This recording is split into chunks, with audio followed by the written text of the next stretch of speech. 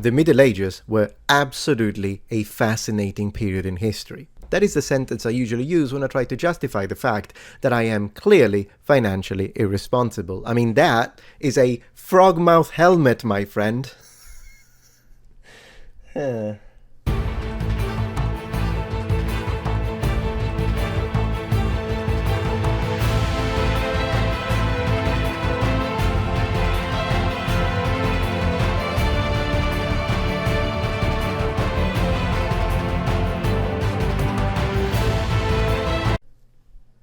Fascinating. Hello noble ones, welcome back to my channel. This is the Metatron speaking, and oftentimes whenever we think about the medieval period, we imagine the kings, we think about the knights and princes and this and the castle, but it's the common people and their day-to-day activities that really are a great representation of what it meant to live in the Middle Ages for the average medieval person. And of course, since we're talking about a feudal system, peasants are a great representation of that. So today, we will talk about what it meant to live as a peasant. What was the life of a medieval peasant like? The figure of the peasant during the early Middle Ages began to take shape already in the late Roman era, with the birth of the practice of Colonatus. An exponential growth in the maintenance cost of the military and bureaucratic structure, together with an ever-decreasing influx of slaves caused by exponential decrease in conquest campaigns, had already put the late Roman imperial economy in crisis during the 3rd century AD. Along with these factors, barbarian incursions and slave revolts had produced a depopulation and impoverishment of the countryside, bringing the empire dangerously close to economic collapse.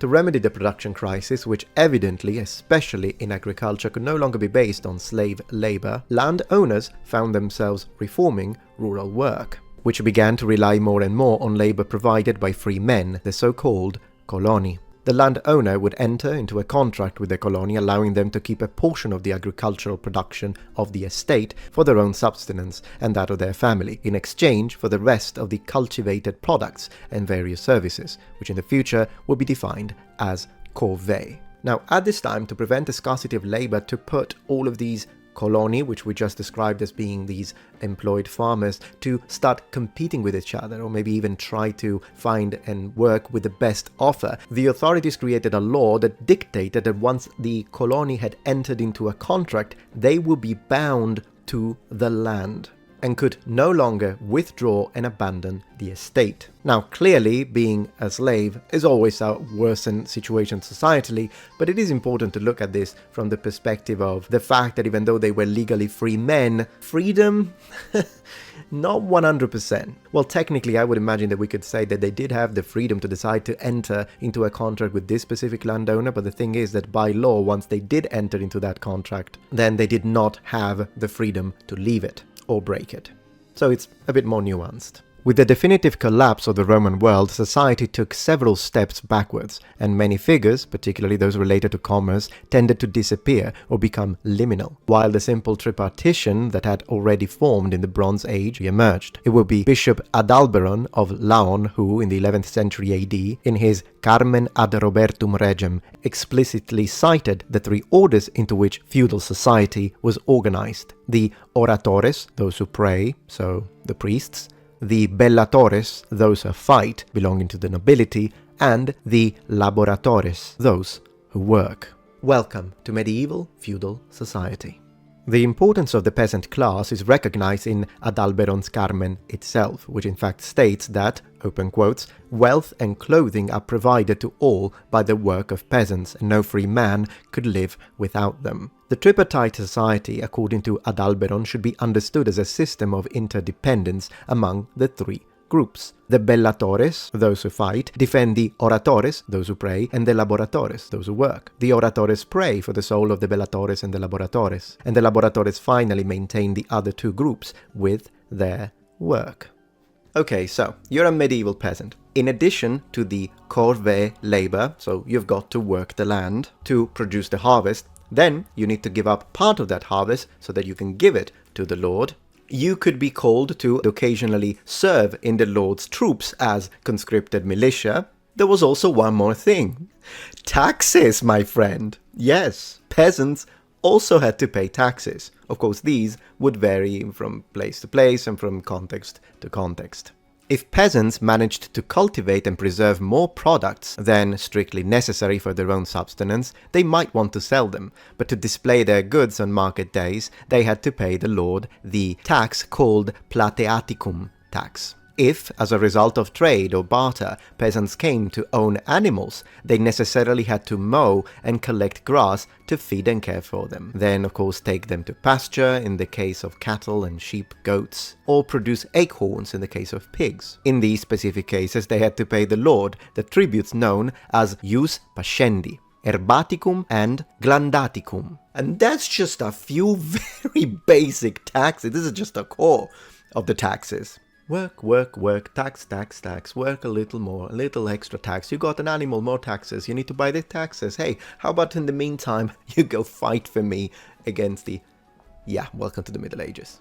Alright, but what if you were like a really smart peasant? You know, you can do something that you always do in video games, Legend of Zelda. What you could do is, instead of like, you know, just harvesting, because then you need to pay the taxes and then the animals, how about you just go fishing? You find a little nice lake, and then you fish, you get some fish, and then you sell it. Or maybe you finish. Tax piscaticum, my friend. If, as a medieval peasant, in the land where you're working, there is a nice lake, or there are some rivers, and you fish, you're gonna pay taxes to the lord. Okay, but what if, hear me out, this is a great plan. What if you just like grab a snail or two? You make a lot of snail, Pantanaticum tax, my friend. I thought of everything. Why am I laughing? This is horrible. The Pantanaticum tax was used if someone collected snails or frogs in stagnant waters that were the property of the lord. Well, you know, at least we are got to say that peasants did eat well when, you know, unless the crops failed or there was a war or there was a famine. But I'm just saying, in a regular situation, at least peasants could eat well, and even more so during religious holidays. Because of course, fishing and catching small animals was an element in enriching the medieval peasant's diet. But that diet already was pretty good and consisted of cereal, seasonal vegetables, bread, often consumed together in a form of soup, sometimes accompanied by a little cheese. And as we say, during religious holidays, they may, if they were successful, eat some meat from cattle, pigs, sheep or goat. Although then again, eating meat, I mean, you had to be a successful one, because otherwise it's mostly for the upper class. But since we mentioned holidays, I've got a few things to say about that. Holidays occupied a very important position in the life of a medieval person, and in some ways even more so for peasants, considering that no work was done on feast days. While the standard of living and quality of work for the medieval peasant were certainly much worse compared to those of contemporary people, from a perspective strictly related to time, the medieval peasant worked less than a worker today. Let me say that again, because you gotta picture this. A medieval peasant worked less, L-E-S-S, than a modern worker or salary man. That is true. They certainly worked harder, but compared to contemporary people, they worked much less. First of all, work was regulated by the rhythm of the seasons, and the lack of artificial lighting bound it to sunrise and sunset. In the winter months, particularly in the latitudes of Central and Northern Europe, work in the fields typically ended around 4 p.m. 4 p.m. sounds like a holiday. I mean, I don't know about you, but like, usually I work until... Yeah, never mind. Before I go to bed. What? What do you say? Certainly there were other occupations that could be carried out within the home, for example related to the preservation and processing of agricultural products. But even these activities were not allowed on Sundays, when work was strictly forbidden. Okay, from now on I'm gonna go into the medieval schedule. Work until 4, then it's like, sunset, can't work anymore. Then it's Sunday, Sunday. Gosh, I haven't had a Sunday off in a while, so I mean, again, my job is so much easier, so I'm just joking here. My job is like 15 times easier than that of a medieval peasant, and I want to say I'm very lucky and very privileged when it comes to even modern day jobs. There are so many people that do jobs that compare to mine a lot harder, and I respect that very much. With that being said, every Sunday off sounds nice. We need to get back to that. Back to the origins, like, you know, Sundays off, my friend. Sundays off.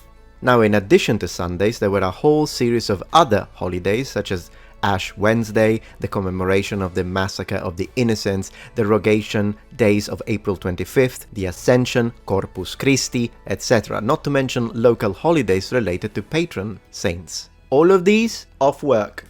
Off work. Where do I apply?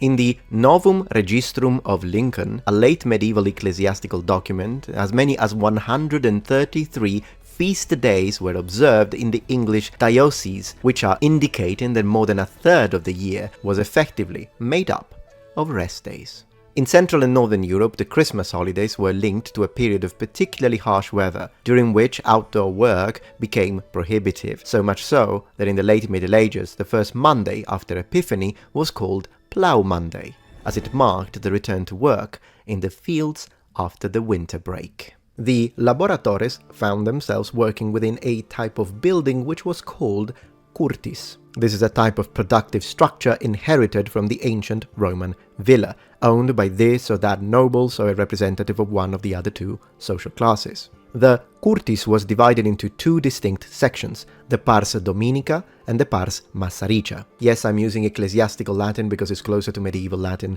for all of those who are now typing angry that I'm not using classical Latin. I only use classical Latin pronunciation on my ancient Roman videos. We are in the Middle Ages today.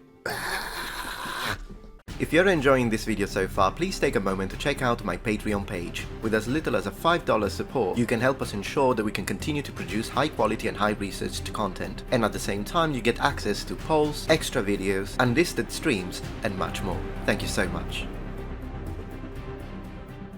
The pars dominica, usually consisting of a third of the curtis land, was directly under the control of the lord. Formed by the best lands, it was cultivated through corvée, a form of payment that the laboratores had to guarantee to the landowner in exchange for partial usufruct of the pars massaricia. The pars massaricia was divided into lots rented by the lord to the labourers, who, in addition to paying rent through corvée labour in the pars dominica, had to give the owner a portion of their own harvest. Now this corvée that we just mentioned didn't just involve working in the pars dominica, but it also included all extraordinary maintenance operations within the territory. It was only in the late Middle Ages, with the emergence and proliferation of specialized workers, that specific manual labor activities gradually decreased in type and intensity. However, in the early Middle Ages, these activities were frequent and ranged from hydraulic work, so maintenance of wells, canals, embankments, etc., to tasks related to roads and bridges, and the center to which the curtis referred to, usually an abbey or a fortress. These structures were initially made of wood, then increasingly incorporated masonry elements, and peasants could take refuge inside them in case of external raids. Initially, military operations, particularly in the first part of the early Middle Ages, were carried out by the bellatores, which included not only high-ranking nobles, but also their entire retinue, consisting of modest and small landowners. As larger kingdoms and power formed, often competing with each other, laboratores found themselves conscripted into their lords' armies. Now, clearly up to this point, we understand very well the distinct functions of each of these three different types of categories within medieval society, and we understand clearly then in a situation of war or battle, the bellatores, well, they are the professionals. Not only you've got the mounted nobility, you've got the knights, but you've also got men-at-arms, so people that know how to use weapons and armor and own them. And clearly we understand that the oratores are the monks, so they are the ones that pray, they don't know how to fight. What about the workers though? Because we just said that the laboratores eventually will be deployed as units to fight for the Lord's army. Well, there is a sort of progression, if you will, in the development of how laboratores were employed in the battlefield. For instance, initially they only had civilian roles, such as, for example, the idea of maintaining and managing supplies, but eventually they are upgraded into reconnaissance roles, and then finally harassment roles with light throwing and shooting weapons. Finally, as more and more of these are deployed, the lords of the medieval feudal kingdoms decide to assign them role of conscripted militia. Now, of course, this that we spoke about now, about being a medieval person, specifically a peasant in medieval Europe, is only focusing on their place in society and really the way they worked and their life when they were called to serve their lord, for example, during a military campaign. But there is so much more that could be said about medieval peasants. We just touched very briefly upon their diet, but perhaps a dedicated video or a dedicated episode onto how they made their food. And I really mean it when I say made, because today we just go to the supermarket, just go around, walk a little bit around, get whatever we want. Maybe we even complain, oh, they ran out of this specific brand of milk and oh, that's the one I like, or this ice cream. But then again, we get whatever we want. We eat things when they're not seasonal. Everything is at our fingertips. One could even say maybe that's not the best thing. With that being said, we're very lucky, but in comparison, a medieval person made their food. So they would be more similar, if you have friends who actually live in a farm, to this type of people that I respect very much, that know how to make everything. They know how to butcher an animal. I mean, I love animals, but you know, in times of need, in times of need. So you know how to butcher an animal if you need to. You go and get your eggs fresh. You know how to milk a cow. You know how to produce cheese on your own. You know how to make sausages. You know how to plant all sorts of different types of vegetables. Like, all of these skills meant that you would make your food and you knew exactly what you were eating. Whereas today, we don't even bother reading the labels behind the food that we eat, and who knows what sort of chemicals they put in there. And then legislation doesn't even make it necessary to tell us every single element, and half of those chemicals I can't even read. I think in a way there is something beautiful about the simpler times, particularly when it comes to this idea of I take a seed, I plant it, I grow it, then I see all the vegetables produced, and then I use that to make my own soup together with the fish that I went fishing, and then the sausages that I made, like all, and the bread and the flour that I produced because I cut the wheat. It does have its own poetry. And it also has, and even though it was a lot harsher, and clearly you were connected to the weather, you were connected to times of famine, it would have been a lot more difficult. But it does make me respect them more. And also a little bit in my imagination, if you allow me to do so, and kind of remove a little bit the negative things for a moment, and the things that were really difficult. I like to imagine what would my life be if I were a medieval peasant, from the moment I woke up till the moment I went to bed. But perhaps as a first episode, this could suffice, and then let me know if you like. I could make an episode dedicated to, for example, being a medieval nobleman, or being a clergyman, or then again I can go deeper into this very topic of a farmer, or a citizen, or a merchant. I would like to continue this series and make like these small bites episodes to just share what it would have been like to be a man or a woman in the medieval period, to construct it as a little puzzle that we put together and allows us to then imagine based on the sources. Alright, noble ones, but thank you very much for watching this video. If you liked it, please remember thumbs up, and if you're not yet a member of this community, become a noble one. Subscribe to my channel for more content from the Metatron, and remember, the Metatron has spread his wings. Goodbye.